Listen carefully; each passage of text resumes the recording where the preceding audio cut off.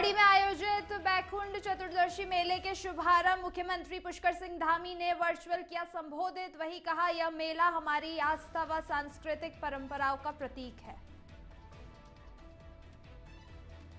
बाल विकास विभाग के कार्यक्रम में परोसे फफूंदी लगे और एक्सपायरी बिस्किट। महिलाओं का फूटा गुस्सा। राज्य की रजत जयंती पर हुआ था आयोजन। हरिद्वार में अवैध दरगाह को प्रशासन ने बुलडोजर से किया ध्वस्त। प्रशासन की कार्रवाई से इलाके में मचा हड़कंप। नोटिस दिए जाने के बावजूद नहीं हटाया कब्जा।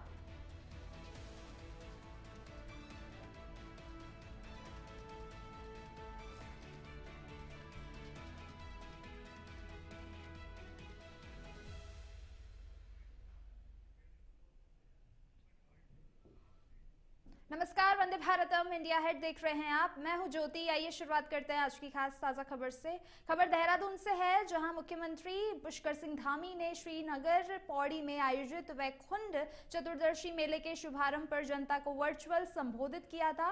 उन्होंने कहा कि मां धारी देवी और भगवान कमलेश्वर महादेव के पौराणिक मंदिर उत्तराखंड की अनमोल धरोहर है और यह मेला आस्था और सांस्कृतिक परंपराओं का प्रतीक है। वहीं मुख्यमंत्री ने बताया कि राज्य सरकार शिक्षा, स्वास्थ्य, पेयजल, कनेक्टिविटी सहित विकास के कई क्षेत्रों में काम कर रही है।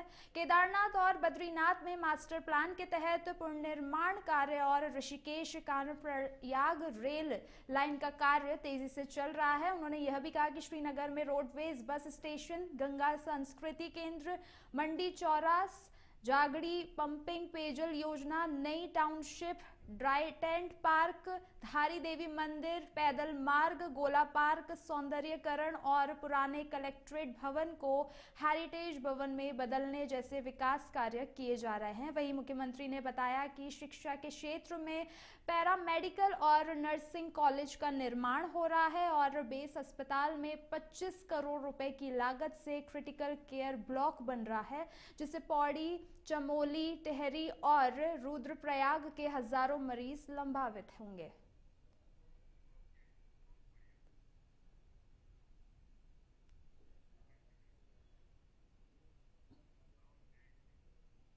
खबर उत्तराखंड से। उत्तराखंड के 25वें स्थापना दिवस के रजत जयंती वर्ष पर देहरादून में विधानसभा के विशेष सत्र में राज्य की प्रगति और भविष्य के दिशा पर चर्चा हुई। इस दौरान कैबिनेट मंत्री गणेश जोशी ने बताया कि बीते 25 वर्षों में उत्तराखंड ने कृषि, उद्योग और स्वास्थ्य में महत्वपूर्ण प्रगति की है। उन्होंने कहा कि अटल बिहारी वाजपेयी ने राज्य निर्माण और विशेष पैकेज के माध्यम से विकास का मार्ग प्रशस्त किया। राज्य में खेती का उत्पादन 3 लाख टन बढ़ा है। वहीं पलायन घाटा है और युवा कीवी, एप्पल व ओरेमा खेती की ओर बढ़ रहे हैं।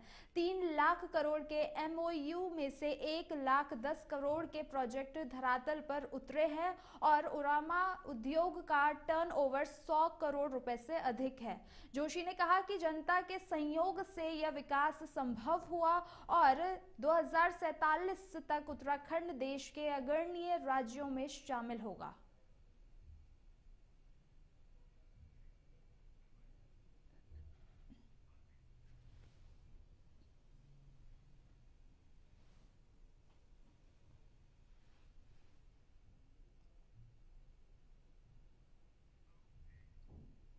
उत्तराखंड विधानसभा के रजत जयंती विशेष सत्र में राष्ट्रपति द्रौपदी मुर्मू के संबोधन को लेकर हल्द्वानी विधानसभा क्षेत्र के विधायक सुमित हृदययश ने कहा कि यह पल पूरे प्रदेश के लिए गर्व का क्षण है। उन्होंने बताया कि वर्ष 2015 के बाद पहली बार विधानसभा को राष्ट्रपति का संबोधन सुनने का अवसर मिला है। साथ ही उन्होंने कहा कि राष्ट्रपति ने अपने भाषण में राज्य की भौगोलिक परिस्थितियों, सेना, किसान और मातृशक्ति की भूमिका पर विशेष रूप से जोर दिया।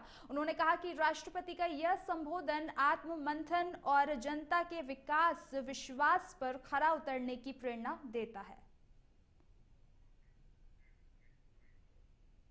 भाषण रहा और पक्ष विपक्ष ने दोनों मिलकर उनका स्वागत भी करा, अभिनंदन भी करा, उन्हें धन्यवाद भी दिया कि 2015 के बाद इस अवसर फिर से उत्तराखंड की विधानसभा सदन को मिला कि यहाँ पे आके राष्ट्रपति ने संबोधन करा। स्वर्गीय प्रणब मुखर्जी जी 2015 में आए थे, उसके बाद आदरणीय द्रौपदी मुर्मू जी आई हैं और उत्तराखंड राज्य की जो संपदा है, उत्तराखंड राज्य का जो भौगोलिक और जो परिस्थितियां हैं और कैसे सीमांत प्रदेश होने के बावजूद भी यहाँ के लोगों का जो गौरव रहा है, चाहे सेना का हो, चाहे हमारे किसान भाइयों काश्तकार हों, सब पे विशेष उन्होंने ध्यान आकर्षित करा और मातृशक्ति पे विशेष फोकस करा और अवश्य हम लोगों को भी आत्ममंथन करने के लिए बोला कि जनता ने जिस भरोसे और विश्वास के साथ हमें यहाँ भेजा है, उस विश्वास और भरोसे पे लगातार खरा उतरना है और चाहे परिस्थिति कैसी भी हो। तो इसलिए अच्छा लगा, बहुत अच्छा लगा कि हमारी आदरणीय राष्ट्रपति महोदया यहाँ आई और अब आगे सत्र में अब 4 बजे के बाद देखते हैं भाषण। खबर देहरादून से है, जहां डोईवाला से खबर है कि राज्य की रजत जयंती समारोह के उपलक्ष्य में बाल विकास विभाग और राष्ट्रीय ग्रामीण आजीविका मिशन द्वारा मंगलवार को ब्लॉक सभागार में आयोजित कार्यक्रम में महिलाओं को वितरित किए गए नाश्ते में फफूंदी लगे और एक्सपायरी बिस्किट पाए जाने पर गुस्सा भड़क गया।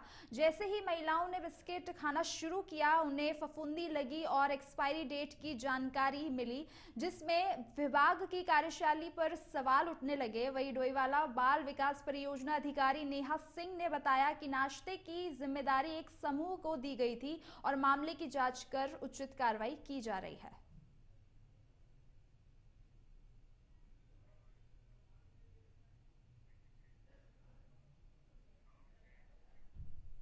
खबर उधम सिंह नगर के दिनेशपुर से है, जहां एक गंभीर मामला सामने आया। यहां खालसा पेट्रोल पंप पर उपभोक्ताओं को पेट्रोल की जगह पानी मिला। वहीं पेट्रोल दिए जाने का आरोप लगाया है। स्थानीय युवाओं ने आरोप लगाया कि उन्होंने पंप से करीब 3 लीटर पेट्रोल भरवाया था, जिसके बाद रास्ते में उनकी बाइक बंद हो गई। जब बाइक का मिस्त्री को दिखाया गया तो उसने बताया कि टैंक में पेट्रोल की जगह पानी मिला हुआ है। इसके बाद युवक पानी मिला पेट्रोल लेकर पंप पर पहुंचे और हंगामा किया। युवकों ने कहा कि शुरुआत में पंप कर्मियों ने गलती मानने से इनकार किया, लेकिन विरोध बढ़ने पर नया पेट्रोल दिया गया। लोगों ने इसे ग्राहकों के साथ सीधा धोखा बताया। वहीं प्रशासन ने इस पर जांच की मांग की है।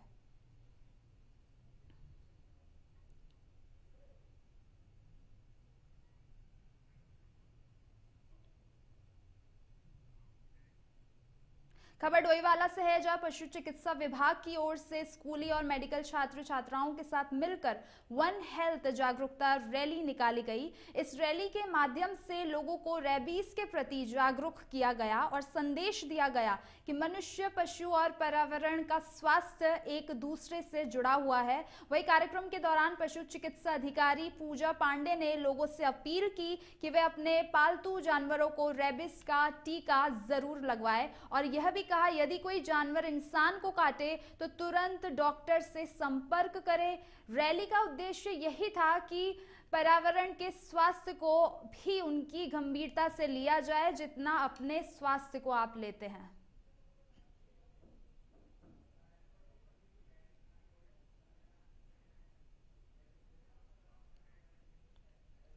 खबर उधम सिंह नगर के खटीमा से है कि धान क्रय केंद्रों पर बार बार अनियमितता और तोल की समस्या से क्षेत्रीय किसान परेशान हैं। पोर्टल पहले ही बढ़ जाने के कारण किसान अपनी चावल ट्रॉलियों को लेकर लंबी कतार में खड़े हैं। इस पर भारतीय किसान यूनियन के जिला अध्यक्ष मद्देनजर मनजिंदर सिंह भुल्लर ने कहा कि पोर्टल भर गया है, लेकिन क्षेत्रीय किसानों का धान अभी तक तोला नहीं गया, इसलिए प्रशासन से पोर्टल बढ़ाने की मांग की गई। वही एसएमआई के सीआरओ ने बताया कि पोर्टल बढ़ाने की प्रक्रिया जारी है ताकि किसान अपने धान को आसानी से तोल सके।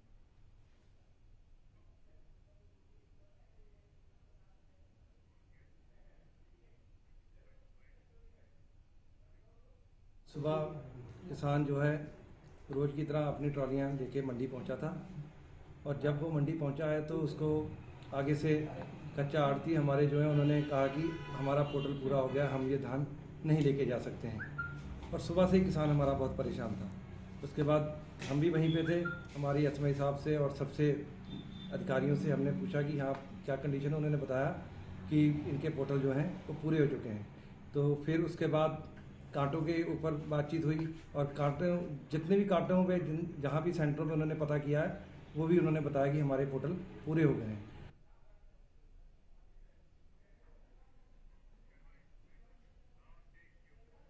खबर हरिद्वार से है। रानीपुर कोतवाली क्षेत्र के पथरी रो पुल के पास सरकारी जमीन पर बने अवैध दरगाह को प्रशासन ने बुलडोजर से ध्वस्त कर दिया, जिससे इलाके में हड़कंप मच गया। सिंचाई विभाग की ओर से पहले नोटिस दिए जाने के बावजूद कब्जा नहीं हटाने पर प्रशासन ने सख्त कार्रवाई की। भारी पुलिस बल और अधिकारियों की मौजूदगी में यह कार्रवाई की गई, जिसमें मुख्यमंत्री धामी के निर्देश पर प्रदेश भर में बिना अनुमति बने धार्मिक ढांचों को हटाने की कार्यवाही तेज कर दी गई और अधिकारियों ने चेतावनी दी कि सरकारी संपत्ति पर कब्जा करने वालों के खिलाफ निश्चित रूप से कार्रवाई की जाएगी।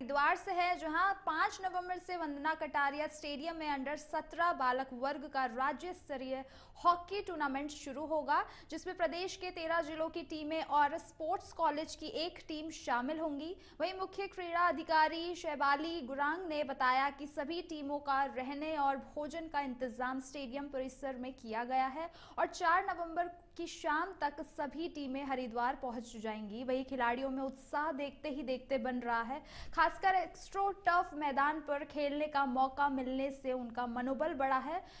गुरंग ने बताया कि चयनित खिलाड़ियों को लगातार प्रशिक्षण दिया जा रहा है और राज्य स्तरीय गर्ल्स हॉस्टल में 25 बालिकाएं हॉकी, फुटबॉल और बास्केटबॉल सहित विभिन्न खेलों में प्रशिक्षण प्राप्त कर रही हैं। इस आयोजन का उद्देश्य प्रदेश के प्रतिभाशाली खिलाड़ियों को प्रोत्साहित करना और उन्हें राष्ट्रीय स्तर तक पहुंचाने का है।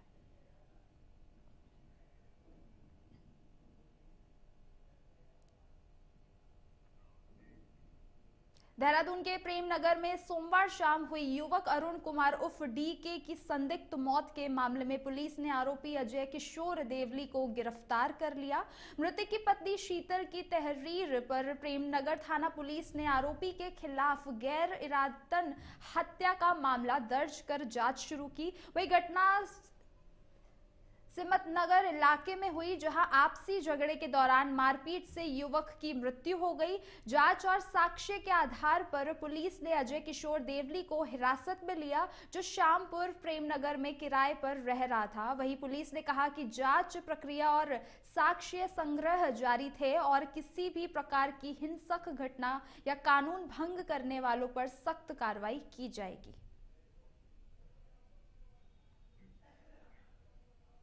कल देर सायं थाना प्रेमनगर के स्मितनगर से कंट्रोल रूम को सूचना प्राप्त हुई कि एक व्यक्ति अचेत अवस्था में सड़क पर पड़ा हुआ है और तत्कालीन वहाँ पुलिस मौके पर पहुंची, उसको हॉस्पिटल भेजाया गया, जहाँ को ब्रॉड डेड घोषित किया गया। घटना के संबंध में पूरी जानकारी की गई तो उसका नाम अरुण कुमार पता चला, जो वहाँ पर एक नाई की दुकान के बाहर खड़ा हुआ था। पूर्व में भी अजय किशोर नाम के व्यक्ति के साथ इसका कुछ लेन देन और झगड़े भी छोटे मोटे होते रहते थे। इसी को देखते हुए दोनों आमने सामने आ गए, तो वहाँ पर कहासुनी हो गई। कहासुनी के बाद जो मृतक है, इसके द्वारा अपनी जेब से कोई नुकीली चीज निकालकर अभियुक्त के ऊपर जो है कुछ वार किए गए, जिससे उसको मामूली चोटें आई और इसी चोटों से बचने के लिए उसने जो है वहाँ हाथापाई हुई और धक्का मुक्की में जो है जो मृतक है वो वहाँ पर गिर गया। उसको सर में अंदरूनी चोट लगना प्रथम दृष्टया। खबर देहरादून से है, जहां उत्तराखंड विधानसभा के विशेष सत्र में भाजपा विधायक विनोद चमोली ने 25 साल के आगामी रोड मैप पर चर्चा करते हुए कई सवाल और सुझाव दिए। उन्होंने कहा कि प्रदेश में आज भी मूल निवास की कोई स्पष्ट अवधारणा नहीं है, जबकि देश के अन्य राज्यों में यह व्यवस्था है। इसके अलावा विनोद चमोली ने गैरसन को उत्तराखंड के विकास के लिए स्थायी राजधानी घोषित करने की मांग की और सुझाव दिया कि वहां अपर मुख्य सचिव स्तर का एक अधिकारी स्थायी रूप से नियुक्त किया जाए, ताकि विकास कार्य तेजी के साथ हो सके और गैरसन का विकास सुचारू रूप से आगे बढ़े।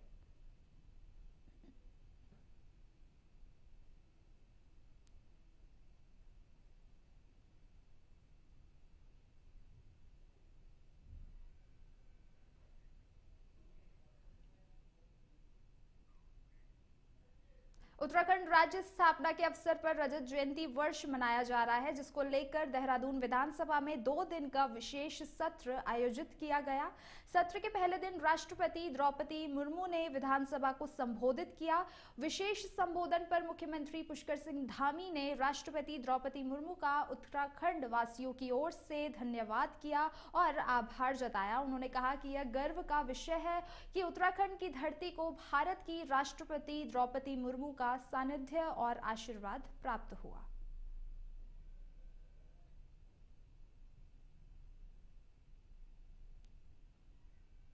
आपको बता दें, ये खबर देहरादून से है, जहां राष्ट्रपति ने विधानसभा के विशेष सत्र को संबोधित किया, जहां पर उन्होंने यह भी कहा कि यह गर्व का विषय है कि उत्तराखंड की धरती को भारत की राष्ट्रपति द्रौपदी मुर्मू का आशीर्वाद प्राप्त हुआ।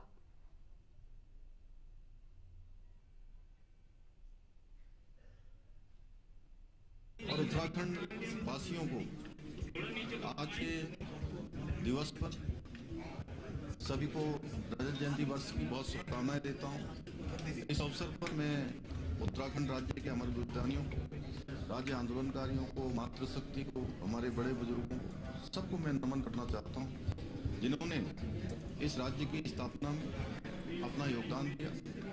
साथ ही मैं स्वर्गीय अटल बिहारी वाजपेयी जी का भी स्मरण करता हूँ कि उनके प्रधानमंत्री के कार्यकाल में राज्य की स्थापना हुई। और सितारगंज से खबर है कि कार्तिक मास के अंतिम दिन श्री सनातन धर्म मंदिर से प्रभात फेरी निकाली गई, जिसमें सैकड़ों भक्त शामिल हुए। सुबह 4 बजे शुरू हुई इस फेरी में भक्त नागर ब्राह्मण करते हुए मुख्य मार्गों से होते हुए वापस मंदिर पहुंचे। इस अवसर पर भजनों पर नाच गाना और ढोल नगाड़ों के साथ धूमधाम दिखाई दिया। मंदिर पहुंचने पर सभी भक्तों को प्रसाद वितरित किया गया। वहीं पवन अग्रवाल ने बताया कि कल सुबह 3 बजे से भक्तगण गंगा स्नान के लिए टनकपुर स्थित शारदा जी मंदिर के लिए रवाना होंगे, जिसके लिए 3 बसों की व्यवस्था की गई है।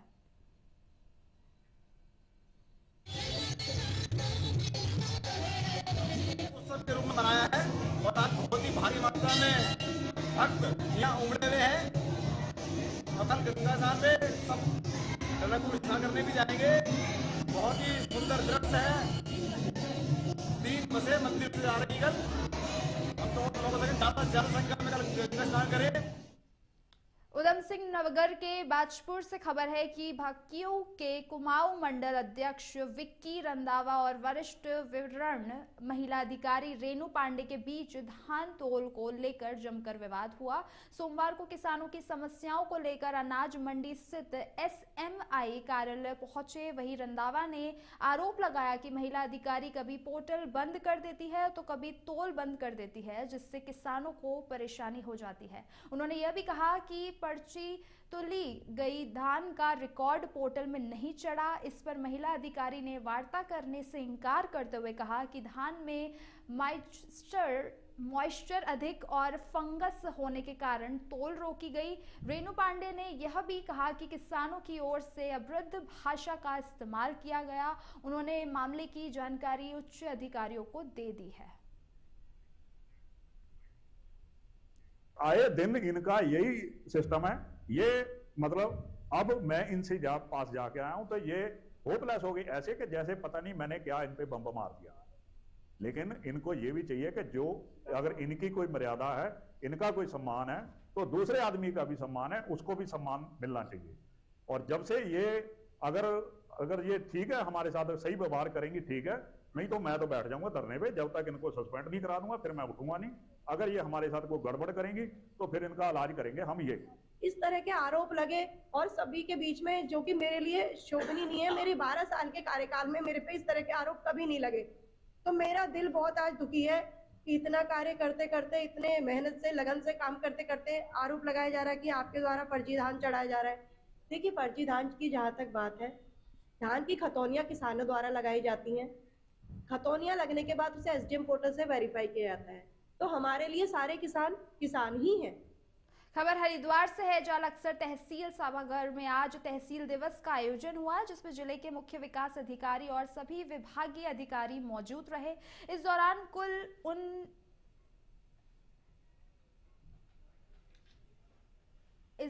कुल 79 शिकायतें प्राप्त हुई, जिसमें ज्यादातर का मौके पर निस्तारण कर दिया गया, जबकि कुछ को अगले तहसील दिवस से पहले समाधान के लिए अग्रसारित किया गया। शिकायतों में चकबंदी पुलिस विभाग, स्वास्थ्य, झोला छाप डॉक्टर, सड़क निर्माण में घटिया सामग्री, वही सरकारी भवनों पर कब्जा, आबकारी विभाग में अवैध शराब बिक्री, शिक्षा, विद्युत और नलकूप विभाग तथा सरकारी भूमि पर अतिक्रमण जैसी समस्याएं शामिल थी। साथ ही कोतवाली लक्सर पुलिस के मुंशी अरविंद्र द्वारा शराब के प्रभाव से पत्रकार के साथ किए गए दुर्व्यवहार की भी शिकायतें मिली, जिस पर मुख्य विकास अधिकारी ने मेडिकल कराने और कार्रवाई के निर्देश जारी किए हैं।